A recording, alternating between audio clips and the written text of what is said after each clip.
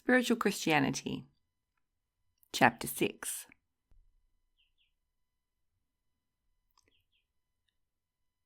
Having learnt that in heaven the sensuous objects of an outward world are effects of the interior condition of the will and intellect, and having also learnt, so as to rationally to understand, that in the world there can be no externity of space, but only an ideality of space, or an appearance as if space were external to the sentient mind without being really so, the above proposition, which fixes the source and seat of all the objects of the senses in the mind itself, will at once be admitted as a necessary consequence.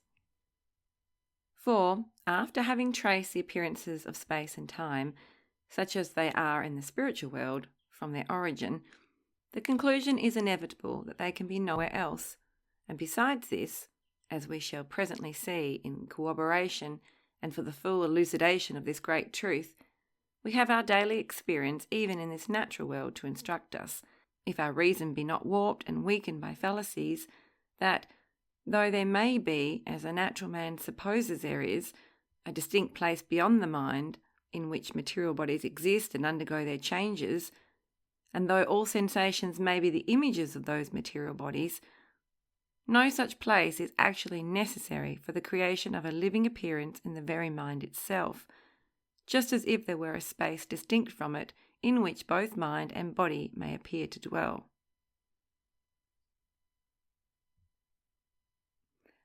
Point number 109. How clear it is that in the spiritual world the sources of sensation cannot be in any supposed bodies existing in space, since in that world there is no space whatever in which bodies could exist. And if there be not the former, neither can there be the latter, since the possibility of the one depends upon the actual existence of the other. For spatial bodies to exist, space must exist.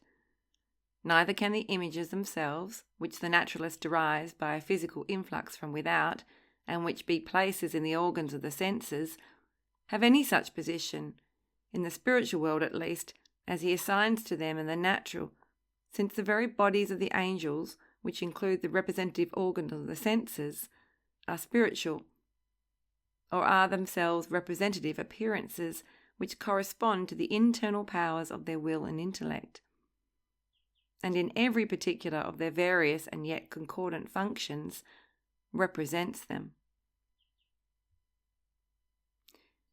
In the spiritual world, therefore, the objects of sensation can have no other source nor seat but in the mind itself.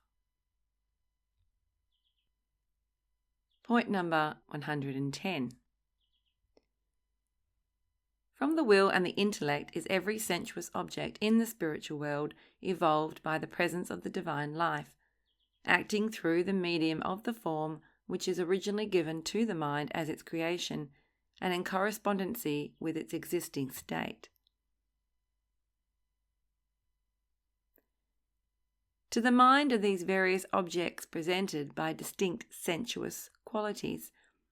These it collects from the different sentient faculties and combines them, and being simultaneously presented to it, it thinks of as one thing, and although made up of qualities altogether unlike in kind, it calls one object. Thus, to take an example, a flower. A flower is presented to the faculties of sight, smell, and touch. By this is meant that certain qualities, entirely distinct from one another, are exhibited to the mind in the sentient faculties. In the faculty of sight, colours and tints variously mingled, modified, and arranged, and such lights and shadows combinedly give the object a specific as well as an individual figure, or certain characteristics which it shares with flowers of a like kind, and others which are peculiar to itself. These are the qualities which are presented to the faculty of sight. To the faculty of touch, a different set of qualities or images is presented. When the flower, which is seen, is at the same time to appearance touched, the mind becomes conscious of certain other qualities, to which it gives the general names of hard or soft, smooth or rough, warm or cold, but into the minutest variations and modifications of which, indescribable as they are by words, it spontaneously enters, and by a divinely gifted art is able nicely to distinguish the modifications of these sensuous qualities, so as ever after to combine them with the qualities of sight, of which it is simultaneously conscious. With these qualities of sight and touch, a peculiar odour of a grateful kind is perhaps at the same time sensuously perceived by another faculty, which odour the mind combines with the totally different qualities of sight and touch.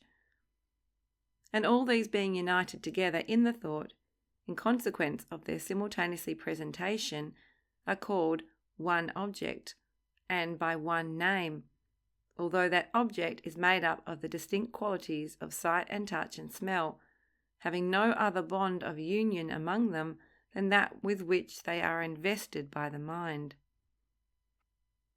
These sensuous qualities of sight, touch, and smell are the flower, which is objectively presented to the mind, and which the natural man thinks to be an image of some material flower existing in a space extraneous to himself, or, if he be ignorant of science, to be the very flower so existing.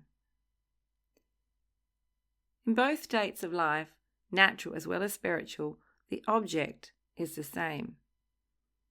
The image of the flower, how strong, however, it may impress the beholder with a belief in the existence of a space external to himself, is but an image existing in the sentient faculties. There and only there are all those various qualities to be found, which, being simultaneously presented to the mind, induce those who think in space to believe in the actuality of an external space, and those who think in time in the actuality of an external time. In both states of life, the appearances of space and time are in the sentient faculties, the difference between the two being that the spiritual mind of the angel perceives, from the heights of a divinely enlightened reason, that space and time are states of the mind, and that the objects of space and time exist in the sentient faculties. Whereas man, in his natural state of mind, believes that there is a material world distinct from his sensations. Of this external world he believes his sensations to be, in some sort, the transcript, and he has no doubt whatever of the actual existence of matter, the sensuous images of whose multitudinous forms he is convinced are transmitted through the channels of the senses to the brain. Thinking thus naturally, he doubts not for a moment the correctness of the assumption that there is a transmission of the image from without, although whatever proofs of such transmission he may fancy that he has are to be found only in the images themselves, which appear in the sentient faculties to be so conveyed. Point number 111. It is evident, therefore, that there can be no necessity in the constitution of the mind for such a material world as a naturalist supposes. Strictly speaking, he has no more and can have no more than the sensuous properties of matter, although he may account for them by supposing that they inflow into the organs of the senses from an external spatial world.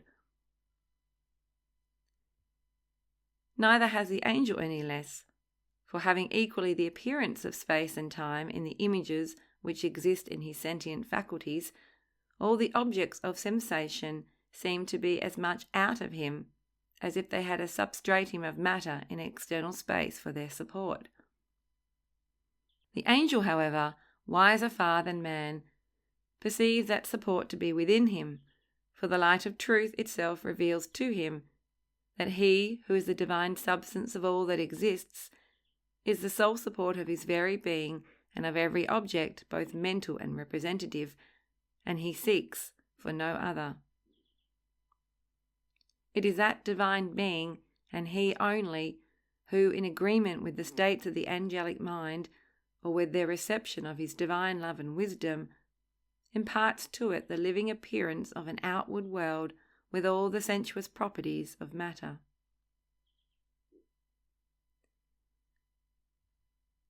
Point number 112.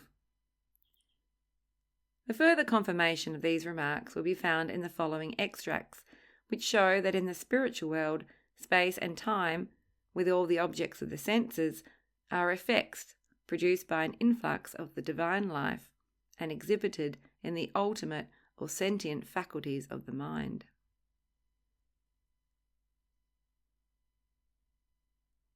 From Arcana Celestia 1274. Societies of spirits and angels appear distinct from one another in respect to situation, and yet places and distances in the other life are nothing else but varieties of mental state.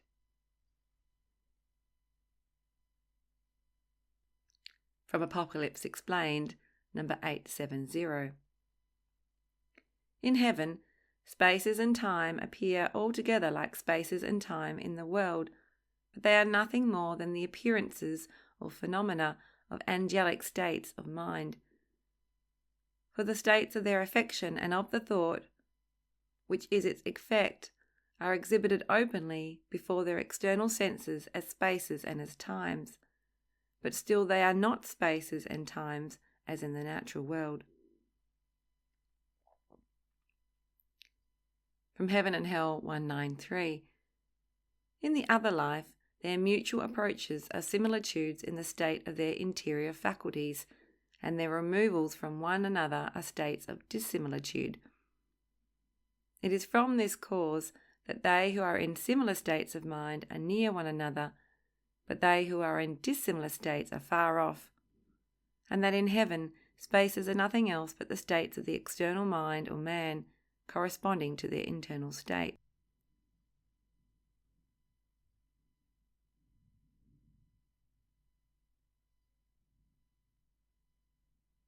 Heaven and Hell 194. It is from this cause also that in the spiritual world one appears present to another, if there be but an intense desire for his presence, for he sees that other in thought, and enters into a like state of mind with him. But on the contrary, one is removed from another in proportion as he holds him in aversion.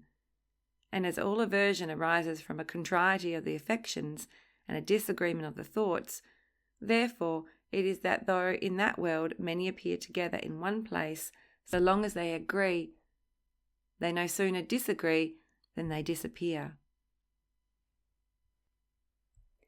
From Arcana Celestia 3356. The bodily motion is, in its spiritual sense, change of state, is derived from this, that bodily motions is affected in space and in time, and in the other life they have no idea of space and time, but of a state of mind instead. In that life all things indeed appear as if they were in space, and succeed each other as if they were in time, but in themselves they are changes in the state of the mind, for they are the effects of such changes. This is a truth which is perfectly well known to every spirit, and even to the wicked, who by changes of mental state induced over others can cause them to appear where they actually are not. Man himself may trace this same truth in his own experience, for according to the states of his affection and of the joy which springs from them, and according to his states of abstract thought, when consequently he is absent from the body, many hours may pass, and yet to him they will appear as scarcely 1 hour, and that because states of mind belong to his internal man or his spirit, to which his states of mind, the spaces and times of his external man, correspond.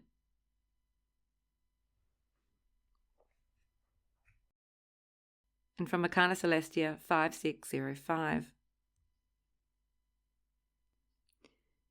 In the other life, motions and progressions are nothing else but changes in the state of life, and are from no other source. These changes appear in the external faculties no otherwise than as progressions from place to place. This truth can be confirmed by the results of my own experience in the other life.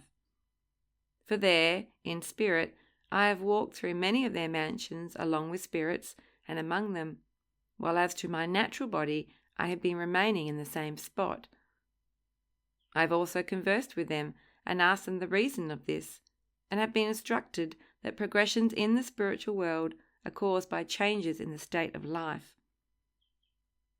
And this they confirmed by the fact that a spirit is able by changes of state induced over the mind to be one while presented on high, and the next moment in a depth below, now afar off in the west, and in a moment in the east, and so forth. This cannot but appear strange to him who knows nothing of life, such as it is in the spiritual world, where there are neither spaces nor times, but states of life instead. These states produce in the external faculties a completely living experience of progressions and motion. This appearance is as living and as real as the appearance of life being in us and our own, when yet the truth is our life inflows from the Lord, who is the fountain of life. And from Heaven and Hell 192. All progressions in the spiritual world are affected by changes in the state of their interior faculties. So completely is this the case that they are nothing else but changes of mental state. In this way too I have been led by the Lord through the heavens and to the earths in the universe, and this as to my spirit, my body remaining in its own place. Thus also by changes of state do angels journey forward, for they have no distances, and if they have no distances, neither have they spaces, but instead of them states of mind and their changes.